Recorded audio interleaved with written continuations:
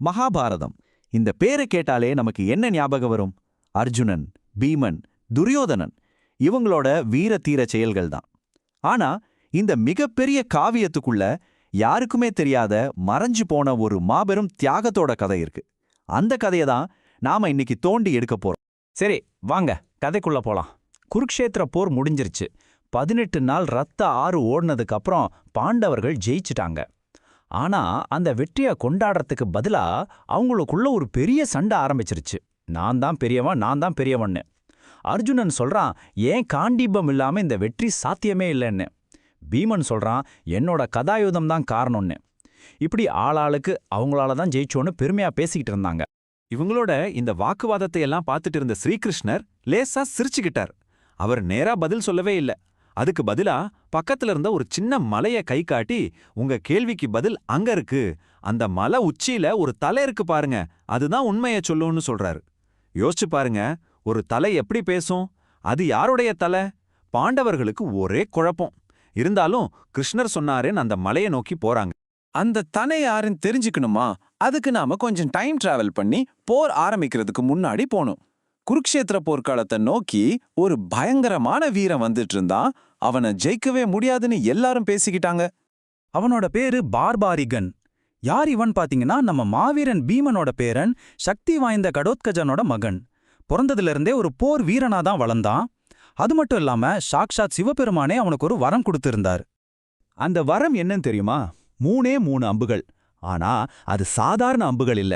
இந்த 3 அம்புகளை வச்சு 3 உலகத்தையுமே ஜெயிக்க முடியும். முதல் அம்பு அவன் யாரையெல்லாம் அழிக்கணும்னு நினைக்கிறானோ அவங்களெல்லாம் மார்க் பண்ணிடும். 2வது அம்பு யாரையெல்லாம் காப்பாத்தணும்னு நினைக்கிறானோ அவங்கள மார்க் பண்ணும். 3வது அம்பு கிளம்புச்சுன்னா காப்பாத்த வேண்டியவங்களை தவிர மார்க் பண்ண மத்த எல்லாரையும் ஒரே நொடியில் அழிச்சிட்டு திரும்பவும் இவங்கிட்டே வந்துடும். அதாவது போற ஒரு நிமிஷத்துல முடிக்கிற சக்தி அவங்கிட்ட இருந்துச்சு. இவ்ளோ பவர்ஃபுல்லான ஒரு வீரன் போர்ல கலந்துகிட்டா வெற்றி நிச்சயம் தானே. ஆனா அங்கதான் ஒரு பெரிய ட்விஸ்ட், ஒரு சிக்கல் இருந்துச்சு. அந்த சிக்கல் எதிரிகளால வரல, அவன் செஞ்ச ஒரு சத்தியத்தால வந்தது. பார்பாரிகன் அவங்க அம்மாவுக்கு ஒரு சத்தியம் பண்ணி கொடுத்திருந்தான். அம்மா, நான் எப்ப போர்ல நின்னாலும் எந்த பக்கம் பலவீனமா இருக்கோ அந்த பக்கத்துல இருந்தா சண்டை போடுவேன்னு. கேட்கறதுக்கு ரொம்ப நல்ல சபதம் மாதிரி இருக்குல்ல. ஆனா இந்த சபதம் தான் மகாபாரத போரோட மொத்த ரிசல்ட்டே மாத்த போற ஒரு பெரிய விபரீதத்துக்கு காரணமா இருந்துச்சு. சரி, போர் ஆரம்பிக்கும் போது நிலைமை எப்படி இருந்துச்சுன்னு பாப்போம். கௌரவர்கள் கிட்ட 11 அக்ஷோகினி சேனை, ஆனா பாண்டவர்கள் கிட்டயோ வெறும் 7 தான். அப்போ பார்பாரிகனோட சத்தியப்படி அவன் யாருக்கு சப்போர்ட் பண்ணணும்? பலவீனமா இருக்கிற பாண்டவர்கள் பக்கம் தானே, கரெக்டா? ஆனா ஸ்ரீகிருஷ்ணர் இதோட விபரீதத்தை அப்பவே புரிஞ்சுக்கிட்டார்.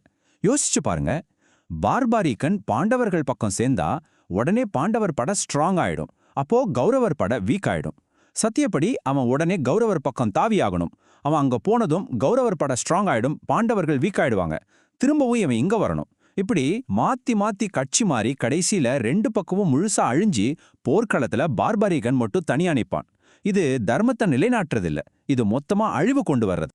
இந்த பெரிய அழிவை எப்படியாவது தடுக்கணுமேனு தர்மத்தை காப்பாத்த ஸ்ரீ கிருஷ்ணரே களத்துல இறங்க முடிவு பண்றார். அவர் ஒரு சாதாரண பிராமணர் வேஷம் போட்டுக்கிட்டு பார்பாரிகனை சந்திக்க போறார். பிராமண வேஷத்துல வந்த கிருஷ்ணர் பார்பாரிகன் கிட்ட, தம்பி, இந்த 3 அம்ப வச்சுக்கிட்டு எப்படி ஒரு பெரிய போர்ல சண்டை போட போறன்னு கேலியா கேக்குறார். பார்பாரிகன் தன்னோட அம்புகளோட சக்திய பத்தி விளக்கி சொல்றான். இத கேட்டு நம்பாத மாதிரி நடிச்ச கிருஷ்ணர், அப்படியா சொல்ற?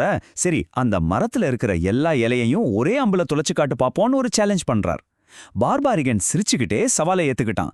அவன் கண்ணை மூடி தியானம் பண்ற அந்த கேப்ல கிருஷ்ணர் சத்தம் இல்லாம ஒரு இலைய பறிச்சு தன் காலுக்கடியில மறைச்சு வச்சுக்கிட்டார். பார்பாரிகன் அம்ப விட்டான். அந்த அம்பு ஒரு மின்னல் வேகத்துல மரத்துல இருந்த ஒவ்வொரு இலையையும் குறி வச்சுட்டு கடைசியா வந்து கிருஷ்ணரோட பாதத்தையே சுத்தி நின்னுடுச்சு. கிருஷ்ணர், என்ன இது, என் காலை ஏன் இந்த அம்பு சுத்துதுன்னு கேட்க பார்பாரிகன் ரொம்ப அமைதியா சொன்னான், ஐயா, உங்க காலுக்கு கீழே ஒரு இலை இருக்கு, தயவு செஞ்சு உங்க காலை எடுங்க, இல்லன்னா என்னோட அடுத்த அம்பு அந்த இலையோட சேர்த்து உங்க காலையும் தொலைச்சிடும்னு. அப்போதான் கிருஷ்ணருக்கு புரிஞ்சிடுச்சு, இந்த தையனோட சக்தியை ஏமாத்தியோ தடுத்தோ நிறுத்த முடியாது. உடனே அவரோட நாடகத்தோட அடுத்த கட்டத்துக்கு போறார். பார்பாரிகன் கிட்ட, வீரனே, நீ எனக்கு ஒரு தானம் தரணும்னு கேட்கிறார். பார்பாரிகனும் தாராளமா கேளுங்கன்னு சொல்றான். அப்ப கிருஷ்ணர் கேட்ட அந்த தானம் எல்லாரையும் உரைய வச்சிடுச்சு. அவர் கேட்டது, எனக்கு உன்னோட தலை வேணும். ஒரு செகண்ட் ஆடி போயிட்டான் பார்பாரிகன். அப்போதான் அவனுக்கு புரிஞ்சது, தன் முன்னாடி நிக்கிறது ஒரு சாதாரண பிராமணர் இல்லைன்னு. நீங்க யாரு உண்மையை சொல்லுங்கன்னு கேக்குறோம். அப்போ ஸ்ரீகிருஷ்ணர் தன்னோட விஸ்வரூப தரிசனத்தை காட்டுறார். அந்த பிரம்மாண்டத்தை பார்த்து மெய் சிலித்து போன பார்பாரிகன், சுவாமி, என் தலைய உங்களுக்கு கொடுக்கறது தான் எனக்கு கிடைச்ச பெரிய பாக்கியம்னு சொல்லி தன் தலையே கொடுக்க ஒப்புக்கிட்டான். ஆனா அவனுக்கு ஒரே ஒரு கடைசி ஆசை இருந்துச்சு. குருக்ஷேத்திர போர் முழுசா நடக்கிறத தன் கண்ணால பார்க்கணும். சரி, இப்ப மறுபடியும் பிரசன்ட்டுக்கு வருவோம். பாண்டவர்கள் தங்களோட கேள்விக்கு பதில் தேடி அந்த மலை உச்சிக்கு போறாங்க. அங்க அவங்க பார்க்க போற ஒரு காட்சி அவங்களோட கர்வத்தை மொத்தமா உடைக்க போகுது.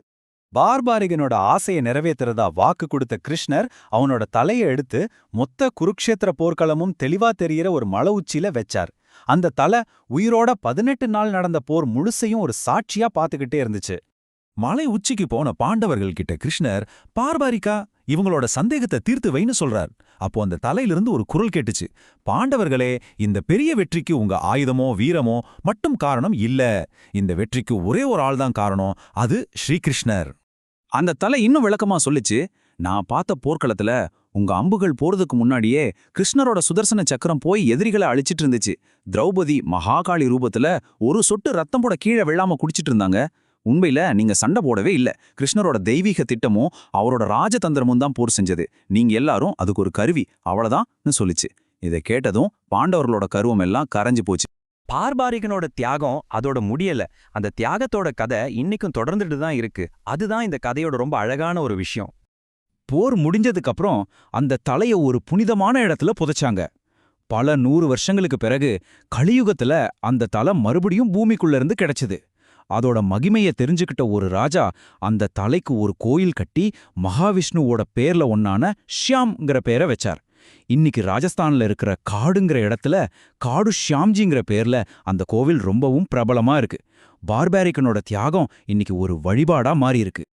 இந்த கதை நம்ம மனசுல ஒரு முக்கியமான கேள்வியை விட்டுட்டு போகுது. ஒரு பொது நன்மைக்காக ஒரு பெரிய வீரனோட பலத்தையே தியாகம் செய்ய வேண்டிய கட்டாயம் வரும்போது உண்மையான வீரம்னா என்ன? களத்துல நின்னு சண்டை போடுறதா, இல்ல சரியான நேரத்துல தர்மத்துக்காக விலகி நிக்கிறதா? இத பத்தி யோசிச்சு பாருங்க.